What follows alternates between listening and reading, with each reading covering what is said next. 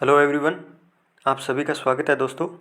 और इस वीडियो के अंदर एक बहुत ही महत्वपूर्ण आर्टिकल अपन एनालाइज कर लेते हैं, जो हाल ही के अंदर ब्रिटिश ब्रोकरेज फर्म है बार्कलेज, उसके द्वारा भारत का जो चालू खाता घाटा है उसका लगातार ट्रैक करके उसका ट्रेंड बताया गया है। और इस रिपोर्ट के अनुसार भारत का जो चालू खाता घाटा है वो लगातार वापस बढ़ रहा है। तो उसके बारे में अपन डिटेल से इस वीडियो के अंदर एनालाइज करेंगे दोस्तों। और इसी के साथ आपको ये भी बता देता हूँ कि इस वीडियो के अंदर अपन क्या क्या अच्छी तरीके से एनालाइज करेंगे। सबसे पहले तो ये देखेंगे कि वो रिपोर्ट अपने को क्या कह रही है, ठीक है, और किस तरह जो भारत का करंट अकाउंट डेफिसिट है उसका ट्रेंड रहा है पिछले 1-1.5 साल के अंदर, और अभी इसका ट्रेंड इस फाइनेंशियल ईयर के अंदर किस तरह जाने वाला है। इसके साथ अपन ये भी देखेंगे दोस्तों कि इसकी डेफिनेशन क्या है, जो करंट अकाउंट डेफिसिट है, जो चालू खाता घाटा है, उसकी परिभाषा क्या है, और हाल ही के अंदर ये वापस क्यों बढ़ रहा है, इसके बढ़ने के क्या प्रमुख कारण हैं। अपन 6 से 7 में आपको कारण बताऊंगा, आप देखना दोस्तों एक बार उनको डिटेल तरीके से वो कारण बताऊंगा आपको। साथ में अपन कारण के बाद में अपन ये भी देखेंगे कि इंडियन इकोनॉमी में भारतीय अर्थव्यवस्था पर किस तरह इफेक्ट, नकारात्मक जो प्रभाव है वो किस तरह डालेगा। साथ में अपन कंक्लूजन के तौर पे इस वीडियो में ये भी देखेंगे कि भारत के लिए ज़्यादा चिंताजनक स्थिति नहीं है। भले ही चालू खाता घाटा है, अभी सरप्लस है, लेकिन जो सरप्लस का जो गैप था, जो अमाउंट तौर पे कह सकते हैं, जैसे पहले $31 बिलियन के समथिंग सरप्लस में था, फिर 19 बिलियन आया, अभी 6 बिलियन के आसपास बचा है। तो सरप्लस का जो आंकड़ा जरूर है वो अमाउंट के तौर पे कम हो रहा है, लेकिन भारत के लिए क्या कि चिंताजनक स्थिति नहीं है। इसके क्या कारण है, क्या सिचुएशन है, क्यों भारत क्या कि भारत के लिए चिंताजनक स्थिति नहीं है, ये रिपोर्ट के अंदर क्या क्या अपन बात की गई। उसके साथ लास्ट के अंदर अपन बीओपी को देखेंगे, बैलेंस ऑफ पेमेंट, और उसके जो कंपोनेंट हैं, जो करंट अकाउंट हो गए और कैपिटल अकाउंट्स हैं, उनके कंपोनेंट्स वगैरह में क्या कौन कौन से कंपोनेंट शामिल है, उसको अपन रीड आउट करते हुए इस वीडियो को पूरा करेंगे दोस्तों। तो ये एक तरह से समझिए दोस्तों कि अपन इस वीडियो के अंदर क्या क्या करने वाले हैं। चलिए दोस्तों स्टार्ट करते हैं। और आपको मैं बता देता हूँ दोस्तों, ये पूरा पूरा आर्टिकल हिंदी के अंदर है, और हिंदी मीडियम के स्टूडेंट के लिए खास तौर से मैं ये आर्टिकल लेके आया हूँ, और आप एंड तक जुड़े रहना दोस्तों। अभी मैं बता देता हूँ दोस्तों सुर्खियों के अंदर क्यों है, क्योंकि दोस्तों ये एक ब्रिटिश ब्रोकरेज फर्म है बार्कलेज, उसने रिपोर्ट के अंदर ये बोला है कि जुलाई 2021 से भारत का जो व्यापार घाटा है वो लगातार बढ़ रहा है। जुलाई 2021 से भारत का जो व्यापार घाटा है वो लगातार बढ़ रहा है। भारत का जो चालू खाता घाटा है वित्त वर्ष क्या है कि 2012 के अंदर जिस तरह की घाटा चल रहा था उस तरह की वापस जाने की संभावना है, ऐसा इस रिपोर्ट के अंदर बोला गया है। क्योंकि कारण क्या है दोस्तों, क्योंकि घरेलू मांग के अंदर वृद्धि, अभी क्या है कि बहुत तेज़ी से इंडिया इकोनॉमिक रिकवरी कर रहा है, आर्थिक रूप से बहुत तेज़ी से क्या है कि वापस इंडिया की ग्रोथ रेट वगैरह के हिसाब से। और साथ में क्या है कि जब घरेलू मांग के अंदर सुधार होता है और इंडिया की जो इकोनॉमिक रिकवरी तेज़ी से होने के कारण निर्यात की तुलना में आयात बढ़ा, ठीक है, तेज़ी से क्या है कि आयात के अंदर बढ़ोतरी हुई, उसकी वजह से क्या हुआ दोस्तों। और साथ में ये भी तो है कि supply chain, demand and supply का जो फॉर्मूला है, सप्लाई चेन बिगड़ने की वजह से, कोविड के चलते सप्लाई चेन है वो बिगड़ने की वजह से जो कमोडिटीज है उनकी प्राइस बहुत तेज़ी से बढ़ी है। आज महंगाई हर क्षेत्र के अंदर, हर क्या की जो प्रोडक्ट है वो महंगा हो गया, तो कमोडिटी प्राइस बढ़ी है, साथ में घरेलू डिमांड बढ़ी है, और घरेलू डिमांड बढ़ने की वजह से इम्पोर्ट बिल है वो गवर्नमेंट भारत का बढ़ा है। इसकी वजह से भारत का जो चालू खाता घाटा है वो बढ़ रहा है, ठीक है, ये प्रमुख करंट के जो कारण है। साथ में इस रिपोर्ट के अंदर ये भी बोल रहा है कि भारत का जो रुपये है वो कमज़ोर हो रहा है, क्योंकि पहले बात तो ये है कि इन्फ्लेशन बहुत ज़्यादा हाई है, ऊपर से क्या है इम्पोर्ट बिल बढ़ रहा है, पेट्रोलियम प्राइस हो गई, जो गोल्ड वगैरह है वो महंगा है। साथ में ये है कि मजबूत डॉलर, हाल ही के अंदर जो अमेरिकी गवर्नमेंट है, अमेरिकी वहाँ की जो फेडरल बैंक है वो एक मजबूत मौद्रिक नीति का पालन कर रही है, जिसकी वजह से डॉलर को मजबूती मिली है।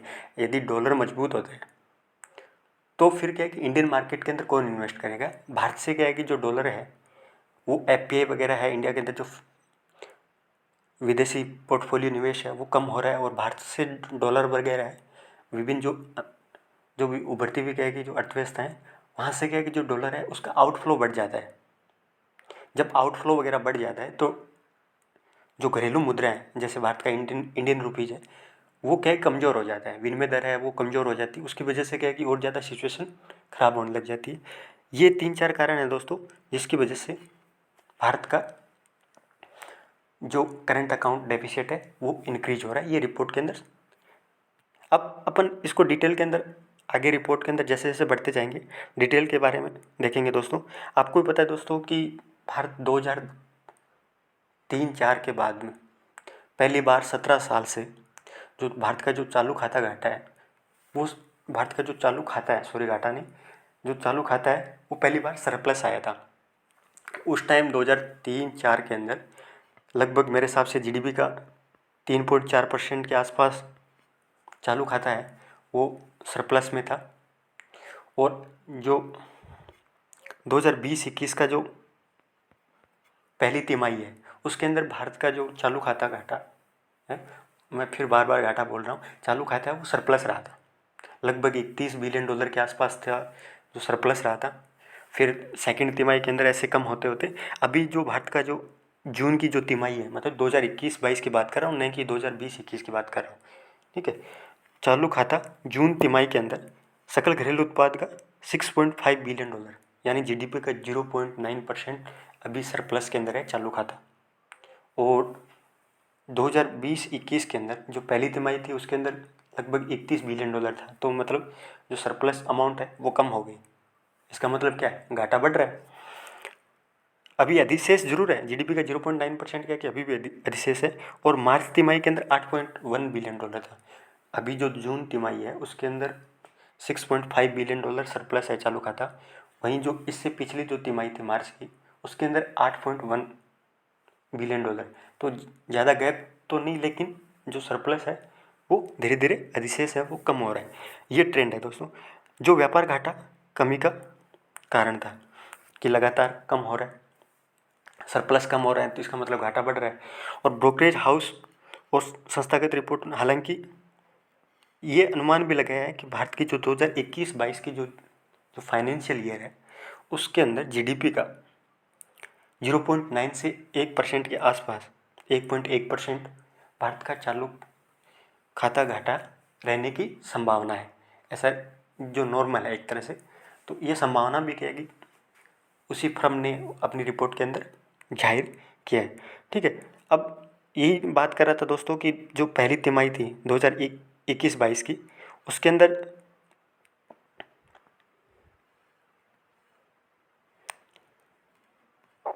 सॉरी जो जून तिमाही है इसको पहली तिमाही बोल सकते हो क्योंकि फाइनेंशियल ईयर अप्रैल से स्टार्ट होता है। तो 2021-22 की जो चालू खाता की जो शेष राशि है वो अभी सरप्लस कितनी है? जीडीपी का 0.9%। और जो 2020-21 की जो लास्ट तिमाही थी यानी जो मार्च की तिमाही थी उसके अंदर 8.1 बिलियन था। और जो पहली तिमाही है उसके अंदर भी आप देखोगे तो वो जीडीपी का 1% था जो चौथी तिमाही के अंदर 2020-21 की। और 2021-22 की जो पहली तिमाही उसके अंदर 0.9%, तो ज़्यादा डिफरेंस नहीं है, लेकिन घाटा लगातार बढ़ रहा है। वहीं एक साल पहले क्या 19.1 बिलियन अमेरिकी डॉलर ये अमाउंट चालू खाता की सरप्लस अमाउंट थी उस टाइम, और अभी ये घट के ये एक तरह से ट्रेंड है दोस्तों, आप देख सकते हो, ठीक है। अब इसका संकुचन का कारण ये भी देख सकते हो क्योंकि सप्लाई चेन वगैरह कोविड की वजह से इकोनॉमिक जो अर्थव्यवस्था थी पूरी लगभग थम सी गई थी। उसकी वजह से भारत का जो इम्पोर्ट बिल था वो तेज़ी से नीचे गिरा था। और जब इम्पोर्ट वगैरह बिल तेज़ी से गिरने की वजह से क्या है कि क्यों इंडिया क्या है कि एक्सपोर्ट की तुलना इम्पोर्ट ज़्यादा करता है, और इम्पोर्ट बिल तेज़ी से गिरावट की चलते क्या भारत का सरप्लस हो पाया था। अब अपन दोस्तों ये देख लिया कि क्यों सुर्खियों के अंदर था, क्या न्यूज़ थी, ट्रेंड कैसे चल रहा है। आप थोड़े से आंकड़े वगैरह हैं ज़्यादा याद रखने की जरूरत नहीं है, लेकिन आप ट्रेंड के तौर पे देख सकते हो। अब अपन ये देख लेते हैं दोस्तों चालू खाता घाटा होता क्या है, ठीक है। सबसे पहली बात तो ये है कि दोस्तों ये बैलेंस ऑफ पेमेंट होता है, उसका एक घटक होता है। बीओपी जो बैलेंस ऑफ पेमेंट है उसका एक घटक होता है।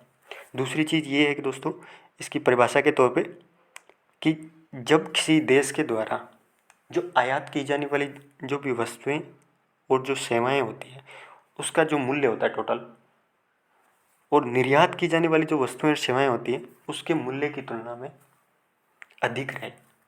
सीधी सी परिभाषा ये है, कोई भी कंट्री है उसकी जो आयात करने वाली जो भी वस्तुएं और सेवाएं होगी उसका जो टोटल मूल्य होगा उस खुद खुद के द्वारा जो भी निर्यात की जाने वाली जो वस्तुएं और सेवाएं थी उसकी मूल्य की तुलना आयात वाली मूल्य अधिक रहेगा, तो उसको चालू खाता घाटा कहा जाता है।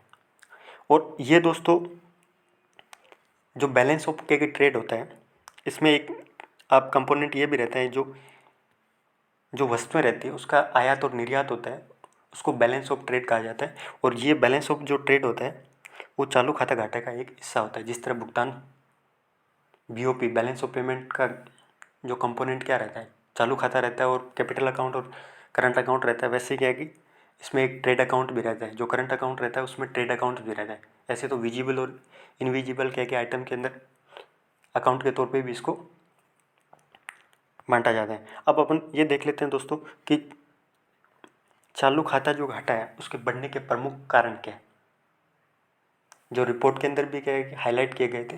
साथ में कुछ और अन्य कारण हैं जिसकी वजह से भारत का चालू खाता घाटा लगातार वापस बढ़ रहा है। सबसे जो प्रमुख कारण है दोस्तों वो ये है कि भारत की तेज़ी से आर्थिक रिकवरी होने के कारण देश की घरेलू स्तर पे लगातार मांग बढ़ने, यानी कंज्यूमर वगैरह है, भारत के जो उपभोक्ता वगैरह है उनके द्वारा अत्यधिक खर्च की वजह से जो घरेलू स्तर पे बढ़ती मांग के कारण जब इंपोर्ट बिल के अंदर बढ़ोतरी होना, और साथ में क्या है इकोनॉमिक जो सप्लाई चेन है वो बिगड़ने की वजह से जो कमोडिटीज है उनके कीमतों में तेज़ी से बढ़ोतरी, ये दो प्रमुख कारण हैं। दोनों को इंटीग्रेट कर सकते हो कि पहली बात तो ये है कि कोविड के चलते सप्लाई चेन खत्म हुई थी, सप्लाई चेन खत्म होने की वजह से जो कमोडिटीज़ है, ठीक है, उनका प्रोडक्शन वगैरह रुका, उनकी वजह से जो जो भी प्रोडक्शन वगैरह के अंदर बाधा आई उसकी वजह से कीमतें तेज़ी से बढ़ने लगी। लेकिन जैसे जैसे इंडिया के अंदर क्या है कि वैक्सीनेशन वगैरह की रफ्तार की वजह से, और साथ में क्या है कि इंडिया के द्वारा कोविड के प्रति जिस तरह का एग्रेसिव तौर से कंट्रोल किया था उसकी वजह से क्या है कि अभी तेज़ी से क्या है कि रिकवरी हुई थी, और तेज़ी से रिकवरी होने की वजह से भारत का इंपोर्ट बिल बढ़ गया, क्योंकि घरेलू स्तर पे रिस्ट्रिक्शन थी बहुत ज़्यादा, उसकी वजह से प्रोडक्शन वगैरह चल नहीं पाया, सिचुएशन बहुत ज़्यादा ख़राब थी, तो इंपोर्ट के माध्यम से पूर्ति की गई, घरेलू डिमांड हुई, तो उसकी वजह से भारत का चालू खाता घाटा बढ़ गया। दूसरी चीज़ ये है कि भारत के द्वारा, भारत आपको पता है दोस्तों कि भारत अपने जो तेल होता है, जो क्रूड ऑयल है, उसका लगभग 85% के समथिंग इम्पोर्ट करता है।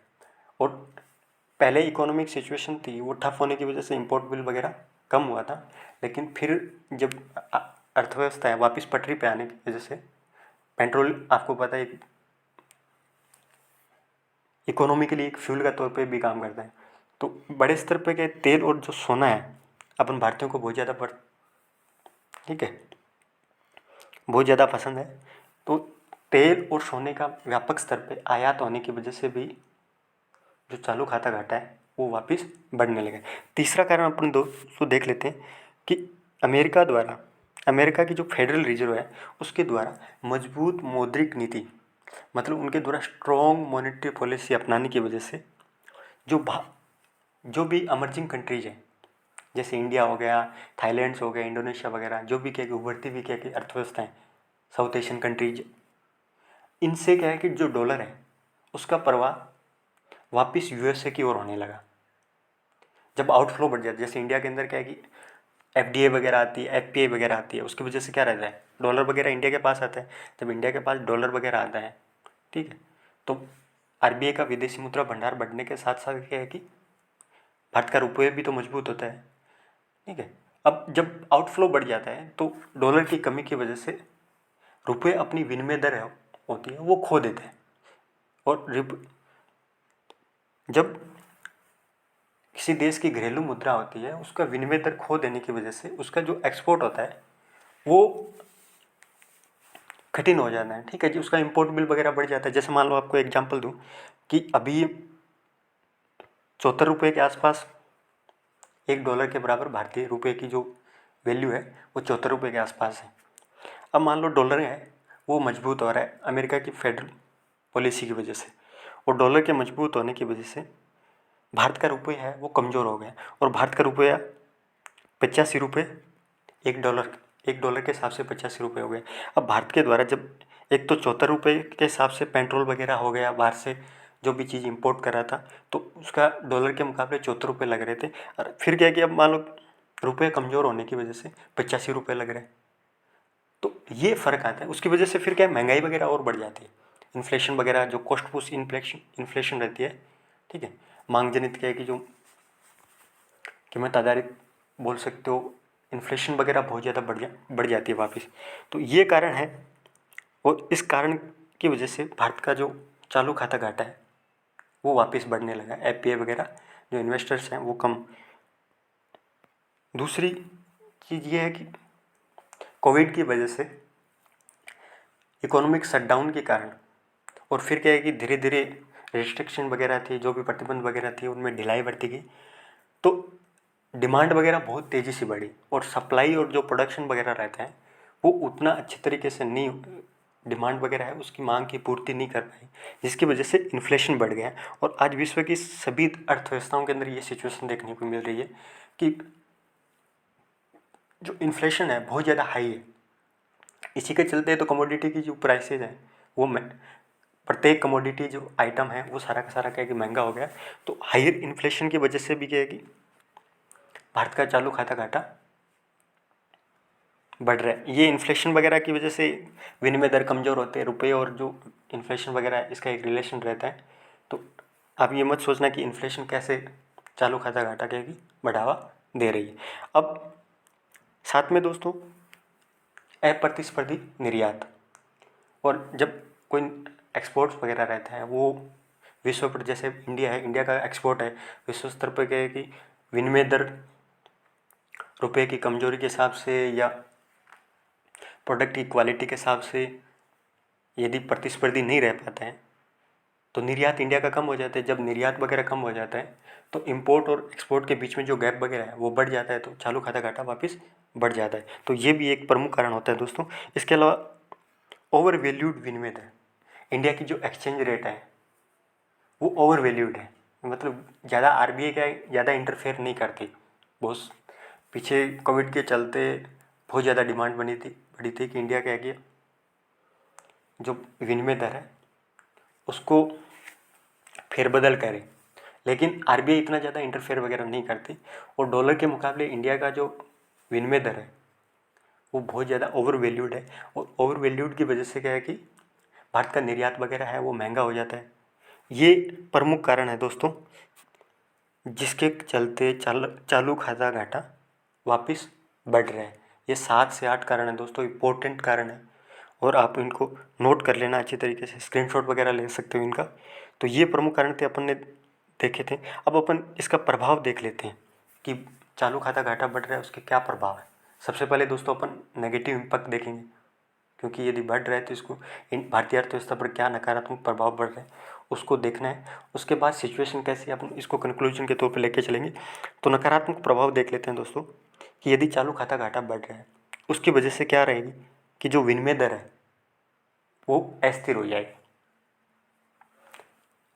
एक सर्किल की तरह हो जाता है कि जैसे डॉलर वगैरह आउटफ्लो हो रहा है, इंपोर्ट बिल वगैरह बढ़ रहा है, इन्फ्लेशन वगैरह और ज़्यादा हाई चल रही है, और एक्सपोर्ट वगैरह उतना हो नहीं रहा, तो सारी सिचुएशन की वजह से रुपये पे और ज़्यादा दबाव पड़ता है, और रुपये और ज़्यादा अनस्टेबल हो जाता है। शेयर मार्केट वगैरह हर चीज़ में क्या है कि एक तरह से कि अलग सा नेगेटिव सिग्नल चला जाता है, तो एक सर्कल के अंदर फंस जाता है, तो विनिमय दर होती है वो अस्थिर हो जाती है। दूसरा कारण दोस्तों, इन्फ्लेशन बहुत तेज़ी से बढ़ती है, क्योंकि इंडिया इंपोर्ट ज़्यादा करता है चीज़ें, खास तौर से क्या है कि जो पेट्रोलियम प्रोडक्ट वगैरह हो गए, ये जो कमोडिटीज़ हैं ये ज़्यादा इंपोर्ट करता है, तो जो आम उपभोक्ता होता है उसके जो काम आने वाली चीज़ है वो इम्पोर्टेड है, और वो भी क्या है कि हाई प्राइस पे, तो इन्फ्लेशन वगैरह और ज़्यादा बढ़ जाएगी। ठीक है, तो ये कारण भी क्या है कि इसका प्रभाव के तौर पर नेगेटिव इम्पैक्ट पड़ेगा कि जैसे चालू खाता घाटा बढ़ रहा है तो महंगाई और ज़्यादा बढ़ने लग जाएगी, विनिमय दर है और ज़्यादा अनस्टेबल हो जाएगी, निर्यात और प्रतिस्पर्धात्मक कम हो जाएगा, निर्यात उतना ज़्यादा कम्पिटिटिव नहीं रहेगा क्योंकि इंपोर्ट करना गवर्नमेंट की मजबूरी है। ठीक है, कैसे जैसे करके घरेलू डिमांड को पूरा करना, लेकिन निर्यात उस स्तर पर नहीं बढ़ पाता है और धीरे धीरे क्या है कि अपनी वैल्यू खोता जाता है अपना मार्केट के अंदर क्या है, क्योंकि अभी कोविड के चलते क्या हर कंट्री के अंदर हायर इन्फ्लेशन का सामना करना पड़ रहा है, तो निर्यात और ज़्यादा प्रतिस्पर्धी, धीरे धीरे उसका जो प्रतिस्पर्धात्मक जो स्टैंड रहता है धीरे धीरे कम होता जाता है, तो ये भी एक प्रभाव पड़ता है। दूसरा, जब इन्फ्लेशन वगैरह बढ़ती है और विनिमय दर है वो अनस्टेबल रहती है, उसकी वजह से जो आरबीआई की मॉनेटरी पॉलिसी है वो भी इफेक्टिव नहीं रह पाती।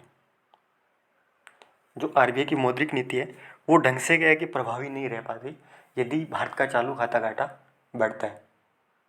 ठीक है, तो ये भी क्या है कि एक नेगेटिव इम्पैक्ट है। और अस्थिर इकोनॉमी, जब भारत का चालू खाता घाटा बढ़ रहा है तो एक अलग सा मैसेज चला जाता है, अनस्टेबल इकोनॉमी का विश्व पटल पे मैसेज चला जाता है कि ये इंडियन सेंसिटिव इकोनॉमी है, अनस्टेबल इकोनॉमी है, कि इसका चालू खाता घाटा यदि मान लो अभी तो क्या है 1% के आसपास सरप्लस में है, धीरे धीरे क्या नेगेटिव होकर 3 से 4% चला जाता है जीडीपी का, तो एक अलग सा मैसेज चला जाता है कि भाई ये अनस्टेबल इकोनॉमी है, इनके अंदर नए विनिमय दर क्या है कि सही है, हायर इन्फ्लेशन का सामना करना पड़ रहा है, आरबीआई की जो मॉनेटरी पॉलिसी है वो भी फेल हो रही है, तो एक जो इकोनॉमिक इन्वायरमेंट वगैरह रहता है उसका एक गलत सी इमेज क्या है कि विश्व स्तर पर चली जाती है।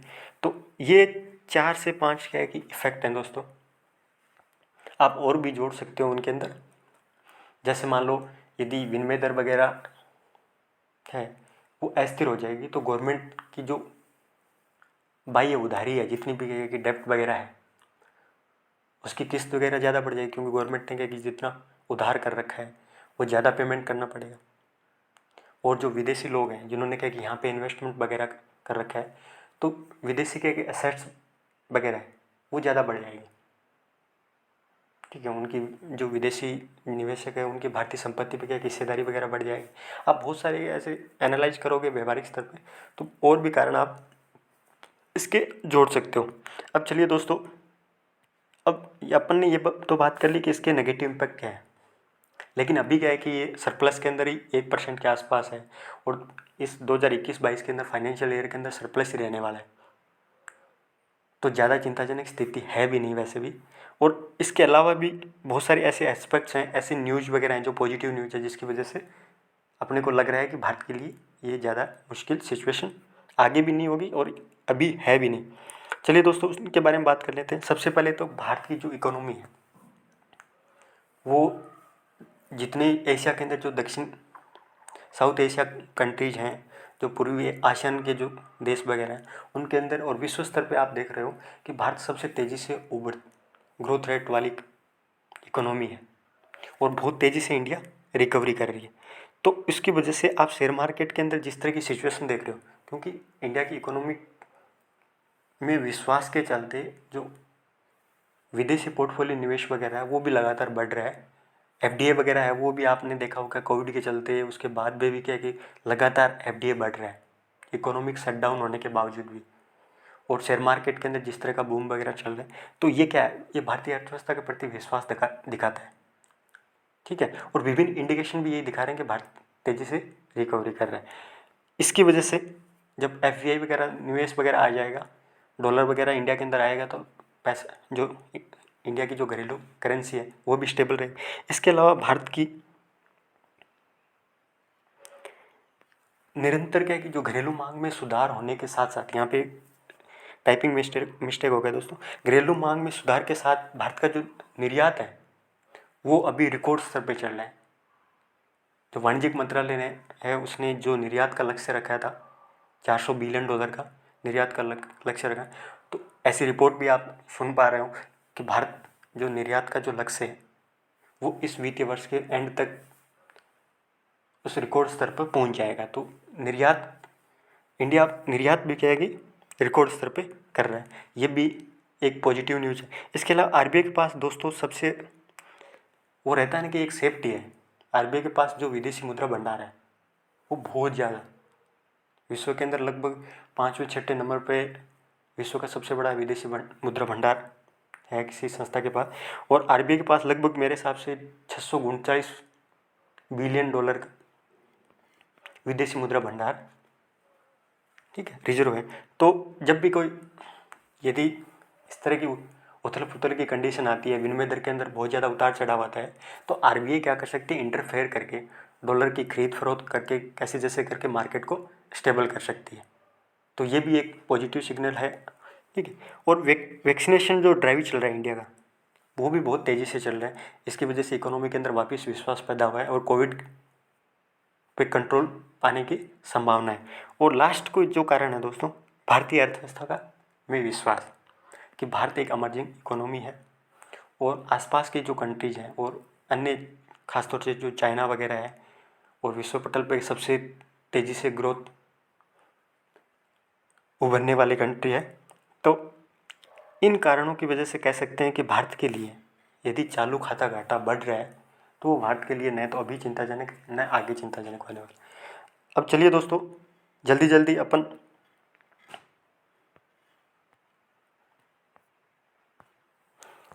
बीओपी घटक के बारे में बात कर लेते हैं। जैसे मैंने आपको बोला था कि आप ये देख लेना कि बैलेंस ऑफ पेमेंट होता क्या है। और मैं आपको बैलेंस ऑफ पेमेंट होता है दोस्तों, उसके दो घटक हैं, एक तो चालू खाता, दूसरा पूंजी खाता। चालू खाता के बारे में अपन ने देखा था, इसको अलग भी बांटते हैं विजिबल इनविजिबल के अंदर, लेकिन मैं आपको मोटे मोटे कंपोनेंट एंड के वीडियो के अंदर बता देता हूँ कि जो बैलेंस ऑफ पेमेंट है उसके दो कंपोनेंट है। और जो पहला कंपोनेंट है करंट अकाउंट, उसके अंदर क्या क्या रहते हैं, जो गुड्स रहती है सर्विसेज वगैरह रहती है उसका आयात निर्यात वाला कंपोनेंट है वो इसके अंदर शामिल है। इसके अलावा जो गैर व्यापारिक माल वगैरह है, कोई गिफ्ट हो गया, तोहफे वगैरह हो गए, ये चीज़ें क्या है कि चालू खाता के अंदर आती है।